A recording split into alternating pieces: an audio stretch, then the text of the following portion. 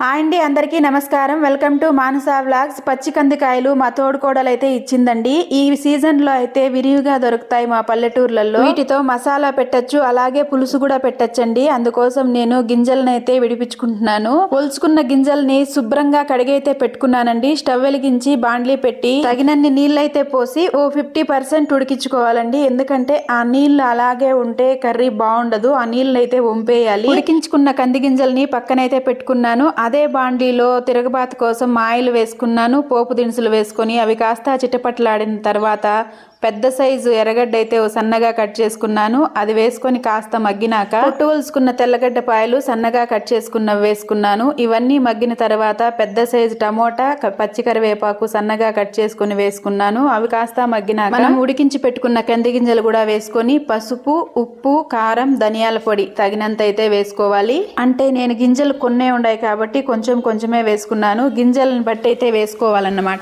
ఇప్పుడైతే 2 గ్లాసులు నీళ్ళైతే వేసి బాగా కలిపి అయితే ఓ 10 నిమిషాలు ఉడికించుకున్నానండి. పులుసు దగ్గర పడడానికి కాస్త టైం పడుతుంది. కొంతమంది అయితే పిండి వాడతారు, నేనైతే వాడను, నాకు నచ్చదు కాబట్టి. మీ ఆప్షన్, మీరు పిండి కూడా వాడచ్చు, అంటే బియ్య పిండి. ఓ 10 నిమిషాల ముందు ఓ చిన్న నిమ్మకాయ సైజు అంత చింతపండు అయితే నానబెట్టి గుజ్జు తీసుకున్నానండి. ఆ చింతపండు రసాన్ని అందులోకే వేసి కాస్త కొత్తిమీర వేసి ఒక 5 నిమిషాలు ఉడికించుకుంటే పచ్చి కంది గింజల పులుసు రెడీ అండి.